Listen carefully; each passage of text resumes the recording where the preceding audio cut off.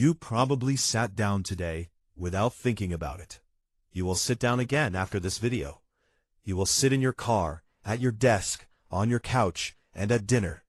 And by the end of the day, you will have spent somewhere between 8 and 12 hours in a chair. Most people know that sitting too much is not great, but very few people know what it is actually doing inside their body. Specifically after 40, when the effects accelerate in ways that cannot be seen from the outside. Today we are going through the body system by system. What 8 hours of sitting does to your spine, your heart, your metabolism, your hormones, your brain, and your blood. And then we will tell you what the research says actually helps, because the answer is not what most people assume. This is BodiFact. Let's get into it. For most of human history, the body spent its days moving, walking, lifting, crouching, standing. Long periods of complete stillness were reserved for sleep. The modern desk job changed that in less than a century, and the human body has not caught up.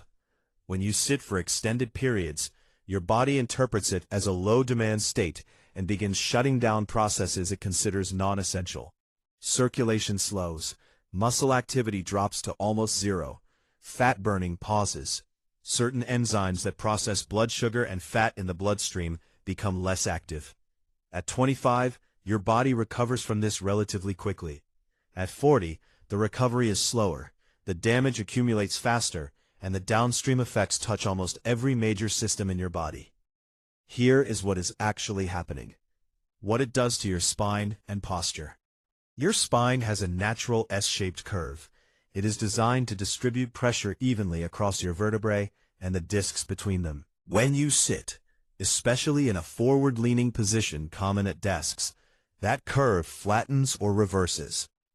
The pressure on your lumbar discs while sitting is roughly 40% higher than when you stand. Over 8 hours, that sustained compression degrades the discs gradually. This is why lower back pain is one of the most common complaints among men who work desk jobs, and why it tends to get worse and harder to recover from after 40. The hip flexors are also affected. These are the muscles that connect your spine to your legs.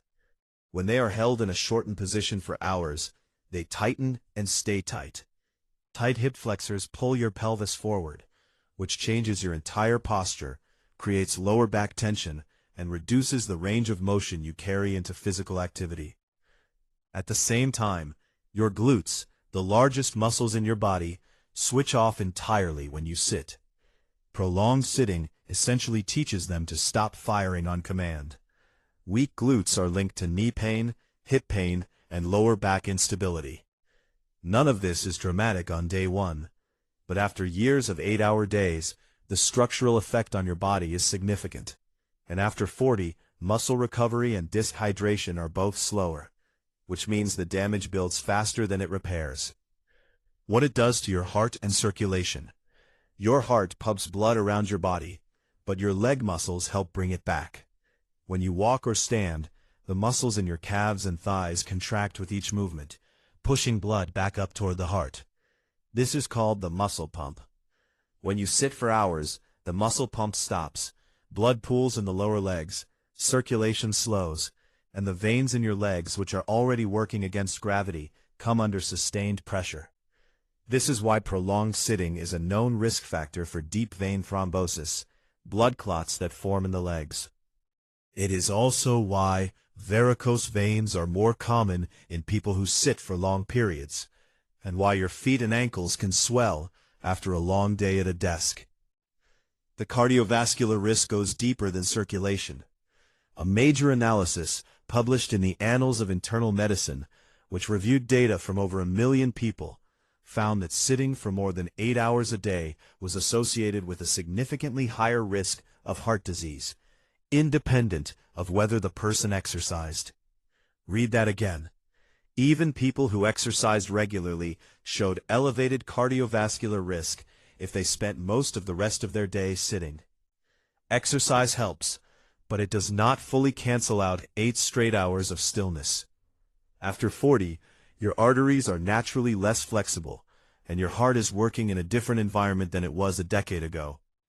The cardiovascular cost of prolonged sitting lands harder.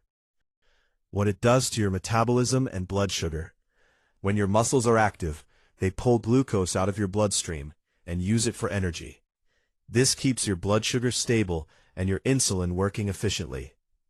When you sit, your muscles go silent. They stop pulling glucose.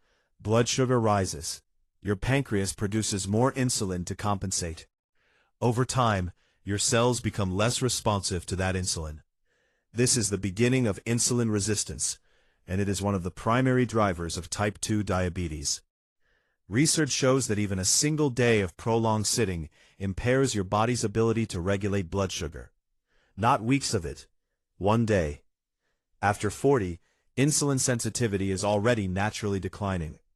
Add 8 hours of sitting 5 days a week to that baseline, and the effect compounds quickly. There is also a specific enzyme at play here called lipoprotein lipase, or LPL.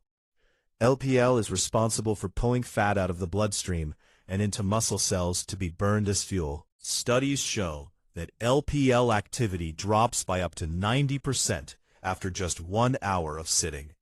90%.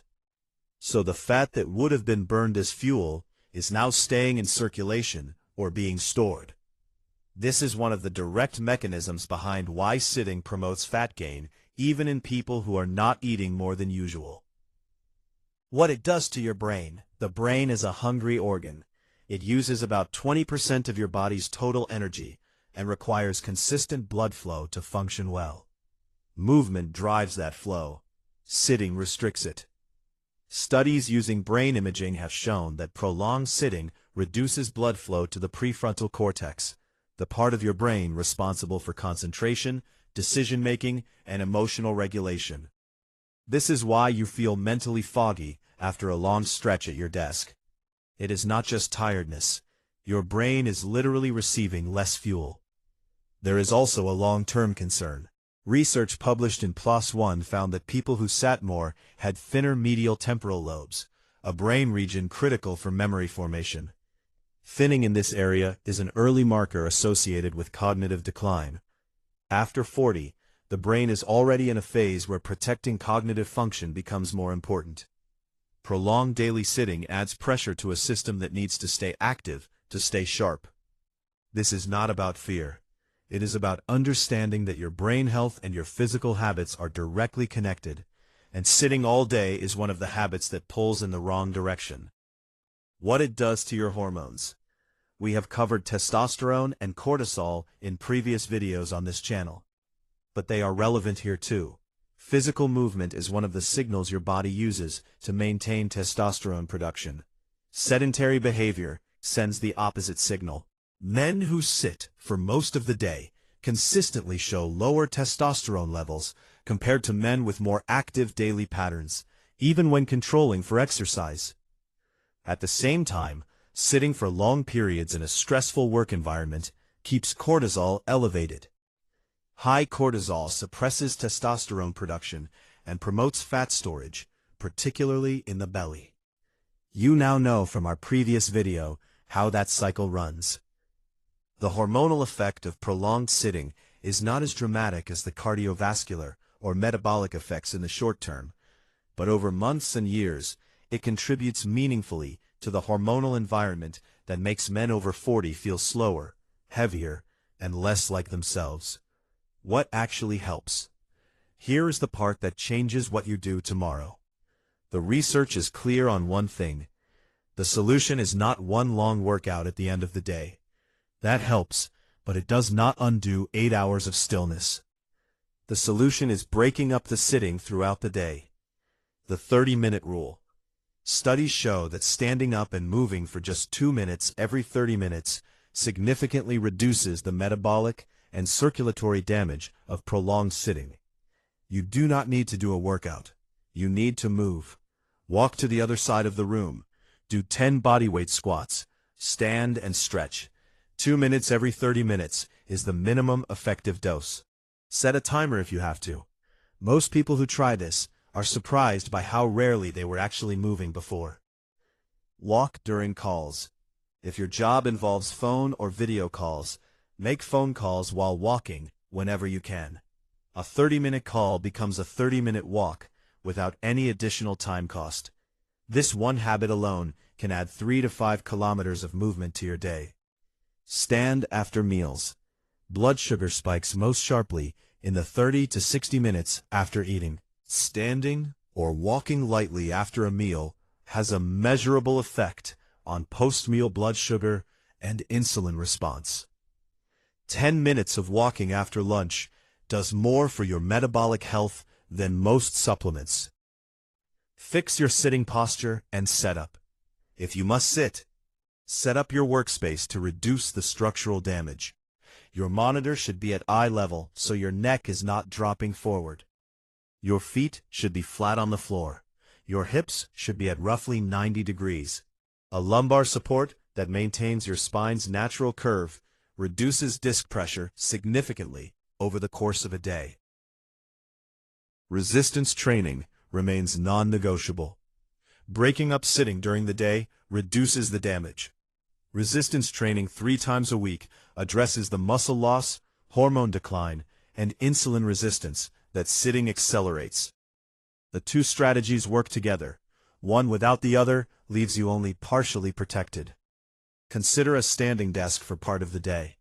You do not need to stand all day, which creates its own problems for the lower back and feet. But alternating between sitting and standing in roughly equal blocks throughout the day reduces the sustained pressure on your spine and keeps your circulation more active. Even a simple raised surface that lets you stand while working for 2 hours a day makes a difference. Here is what to take from today. 8 hours of sitting every day is not neutral. It is compressing your spine, slowing your circulation, disrupting your blood sugar, reducing blood flow to your brain, lowering your testosterone, and shutting down the enzymes your body uses to burn fat. After 40, each of these effects lands harder and takes longer to reverse than it did a decade ago. But none of this requires a dramatic life change. Stand up every 30 minutes, walk during calls, move after meals, set up your workspace properly, lift weights 3 times a week. Small, consistent movement throughout the day is more protective than 1 hour of exercise followed by 8 hours of stillness. Your body was built to move. Give it more reasons to. If this helped you understand something about what your body is going through, subscribe to BodiFact so you catch the next one. And drop a comment below if you want us to cover something specific.